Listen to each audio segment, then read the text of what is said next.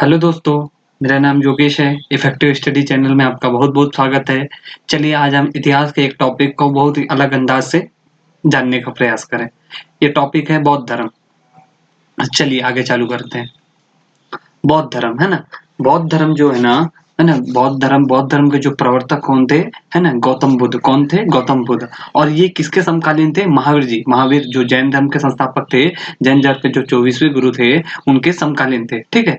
गौतम बुद्ध का क्या है? क्या-क्या नाम था? एक सिद्धार्थ था, एक सांख्य मुनि था, एक ज्योतिपुंज था। ठीक है? क्या-क्या इनके नाम थे? सिद्धार्थ, सांख्य मुनि और ज्योतिपुंज।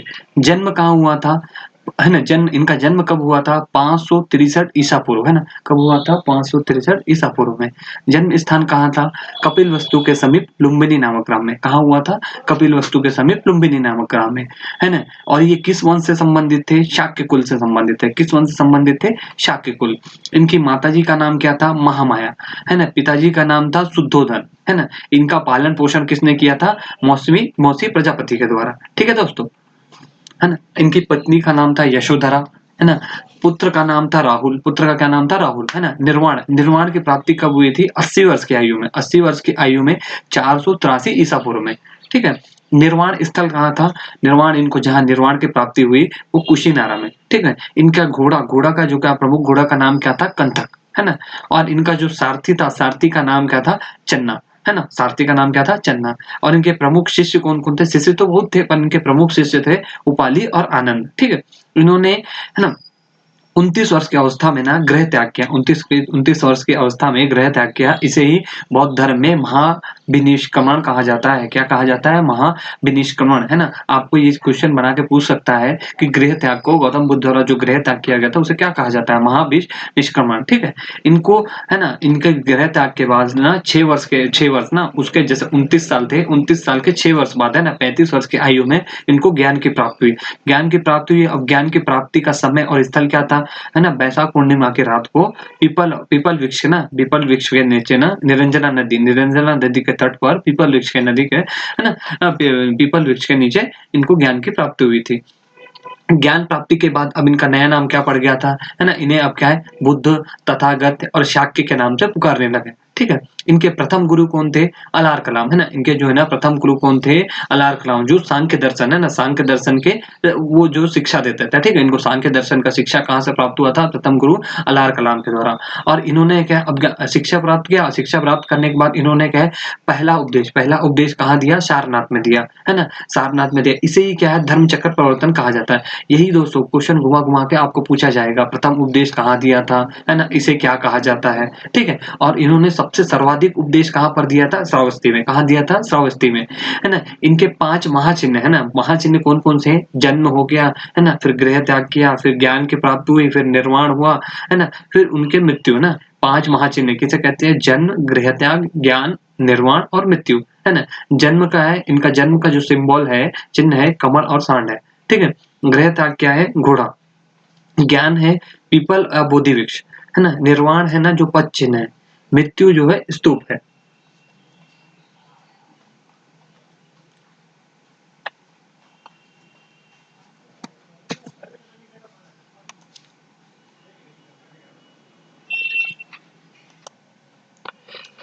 अच्छा, अब आगे चले।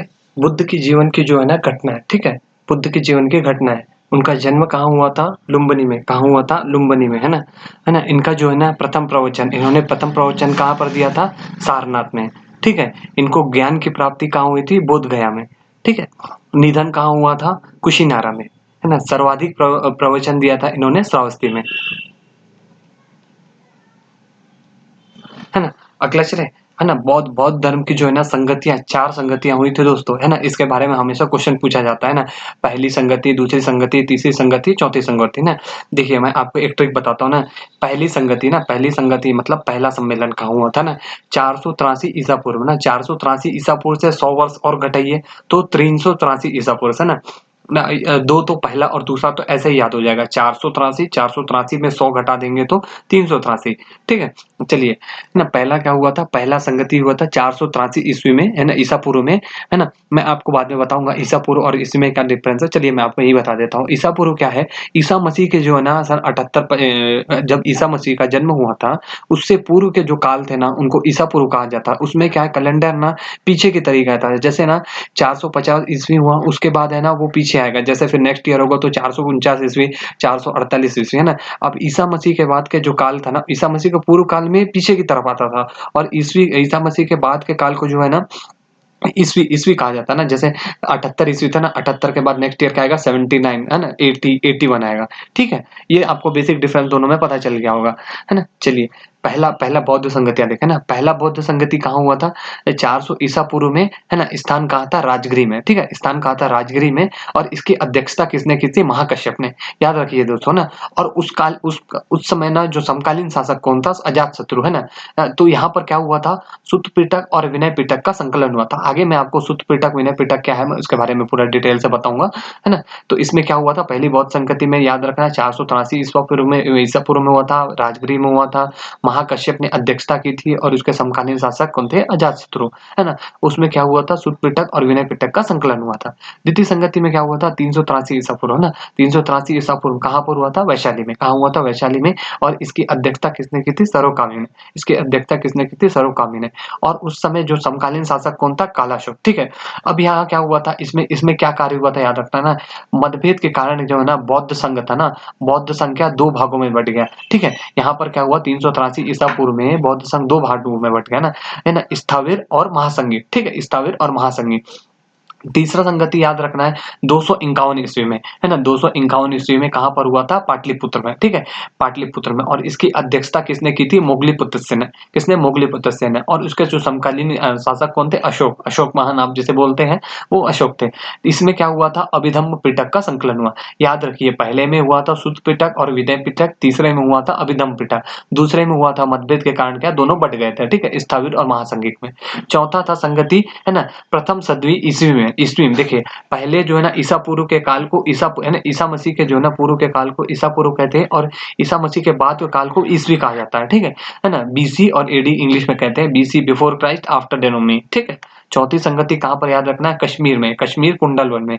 और इसकी अध्यक्षता किसने की थी, अध्यक्ष कौन थे इसके, है ना, वसुमित्र थे ना। और उपाध्यक्ष कौन थे, अशोकोस, और उपाध्यक्ष कौन थे, अशोकोस, ठीक है। शासक कौन था, समकालीन शासक कनिष्क, है ना, कुषाण वंशी शासक कनिष्क था।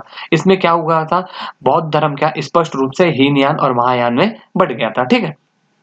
चलिए, और बौद्ध धर्म के कुछ प्रमुख सिद्धांत। दोस्तों मैं आपको एक बहुत ही अलग तरीके में पूरा बौद्ध धर्म एक समराइज फॉर्म में बता रहा हूँ। ये भी यकीन मानिए, इसको पढ़ने के बाद आपके हर क्वेश्चन लगने लगेंगे, और भविष्य जो क्वेश्चन बनने वाले हैं उसके जो सिद्धांत संबंधी वो भी बनेंगे, ठीक है। इनके ना तीन सिद्धांत है ना, तीन सिद्धांत है, प्रमुख सिद्धांत याद रखना है।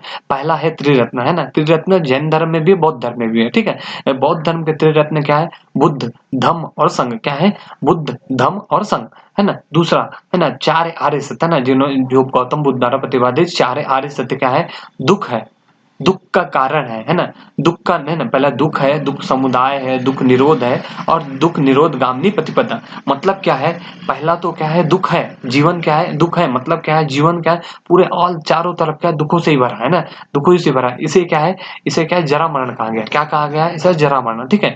अब दुख समुदाय ना, दुख समुदाय का मतलब क्या है, अभी आपको मान लो किसी चीज का दुख हुआ, ठीक है, तो दुख के होने के तो कुछ ना कुछ कारण होगा। जैसे मान लीजिए आपका किसी पेपर में सिलेक्शन नहीं हुआ तो उसका कुछ ना कुछ कारण रहा होगा, क्या आपके किसी विषय में नंबर कम आ गए होंगे, या आपका कट ऑफ मतलब जो ज्यादा चला गया होगा, ये, ठीक है।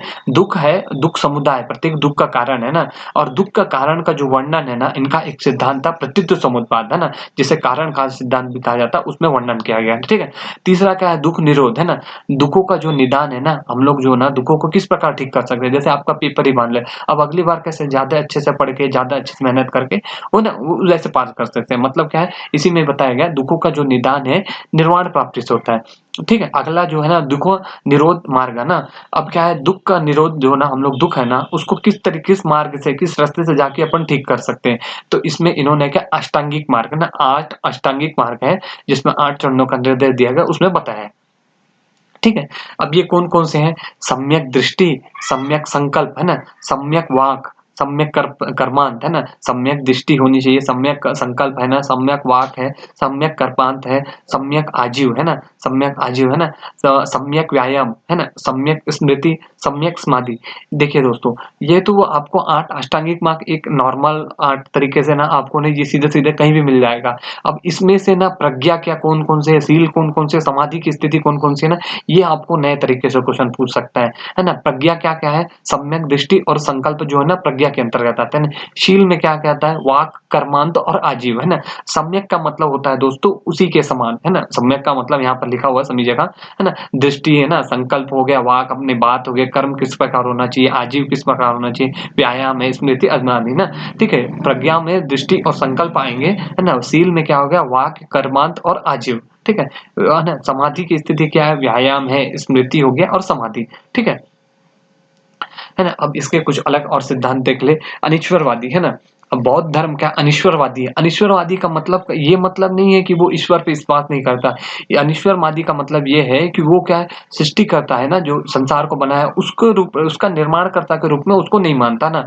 इनके अनुसार क्या है, सृष्टि का निर्माण भी ना कारण काल सिद्धांत के तहत हुआ। मैंने आपको बताया था कारण काल सिद्धांत कहाँ पर वर्णन है? प्रतीत समुत्पाद में, ठीक है? इसमें क्या है, पुनर्जन्म को स्वीकार करता है, ठीक है?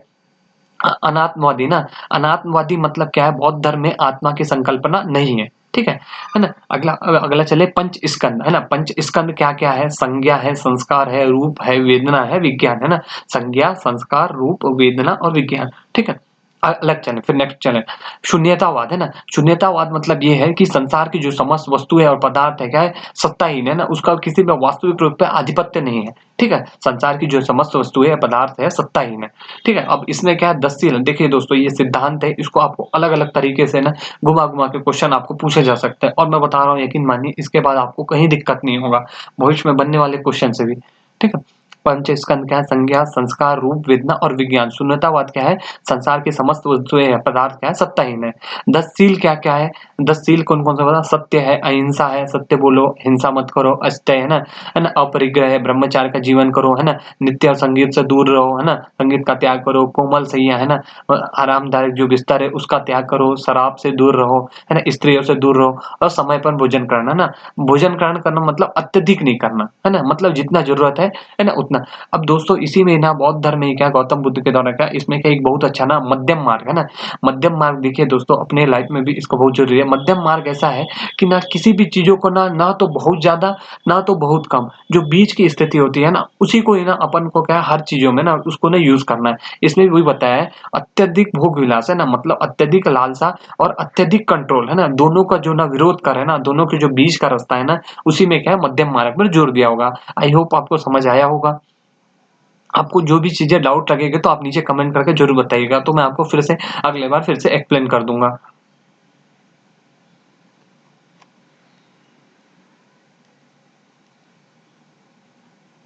है ना? अगला सिद्धांत देखिए, है ना? प्रतीत समुत्पाद मैंने आपको बताया था कारण कार्य सिद्धांत मतलब देखिए, प्रतीत समुत्पाद क्या है, कारण कार्य सिद्धांत क्या है? मतलब देखिए यहाँ पर 2 चीज़ें जोड़ रहा है ना, कार्य और कारण, है ना? कार्य कारण। तो कुछ भी कार्य हुआ ना, कुछ भी कार्य होने के पीछे ना कोई कारण होगा, है ना? जैसे आप मान लीजिए है ना? आपको मान लीजिए कुछ चीज़ें नहीं मिली, है ना? या जो मान लीजिए किसी में सिलेक्शन नहीं हुआ, या तो आपने कम पढ़ा होगा, है ना? या तो क्या होगा उस समय कट ऑफ ज़्यादा हो गया होगा। मतलब देखिए एक कार्य हुआ, आपका सिलेक्शन नहीं हुआ, है ना? उसका ना नहीं होने का कारण क्या था कि आपने अच्छे से पढ़ा नहीं होगा, है ना? आपने अच्छे से पढ़ा नहीं होगा, किसी सब्जेक्ट में ज़्यादा ध्यान नहीं दिया होगा या कट ऑफ ज़्यादा हो गया होगा। मतलब उसका कारण है ना, कारण है तभी तो वो कार्य हुआ ना। इसी मत के अनुसार क्या है, इस पृथ्वी में जो है ना प्रत्येक घटना होती है ना और वस्तु के उत्पन्न होने का एक निश्चित कारण है ना। और क्या वो अपने अस्तित्व के लिए क्या किसी न किसी कार्य पर ना निर्भर रहती है, ठीक है? अब क्या होता है, कोई ना कोई कारण होने पर ही क्या कार्य की उत्पत्ति जैसे मैंने आपको एग्ज़ाम्पल बताया आपका सिलेक्शन नहीं हुआ, या तो आपने कम पढ़ा होगा, है ना? या तो उस समय कट ऑफ ज़्यादा चला गया होगा, है ना? कुछ ना कुछ तो कार्य का कारण रहा होगा ना तब तो वो कार्य हुआ है, ठीक है? है ना? होती है, ठीक है? कारण के होने पर ही कार्य की उत्पत्ति है, नहीं होने पर कार्य की उत्पत्ति नहीं होती, ठीक है? द्वितीय आज जो ना जो इनके 4 आर्य सत्य थे ना, दुःख समुदाय है ना, समुदाय में क्या है आर्य सत्य में क्या इसकी व्याख्या की गई है।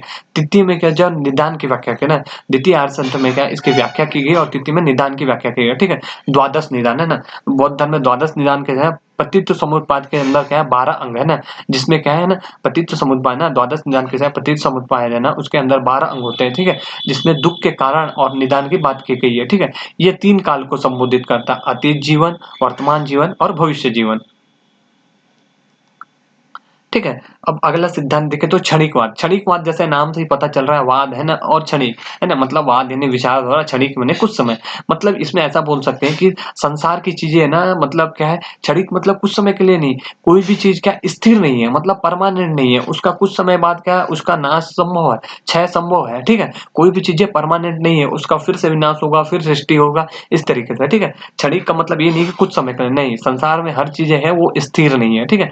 विश्व की जो सभी वस्तुएं और जो है ना वस्तुएं या समय हो गया प्रति क्षण है ना परिवर्तनशील है, जबकि क्या है नित्यता क्या है भ्रम मात्र है ना, जबकि नित्यता जो है ना भ्रम मात्र है। इसलिए भी क्या है आत्मा जो है ना वास्तविक रूप से आत्मा होना है प्रति क्षण जो है ना परिवर्तनशील होते रहता है, मतलब चेंज होता रहता है, ठीक है। बौद्ध धर्म के जो ना ग्रंथ है ना, मैंने आपको बताया था ना पहले में क्या सुत्त पिटक और विनय पिटक का हुआ था संकलन, तीसरे में अभिधम पिटक का।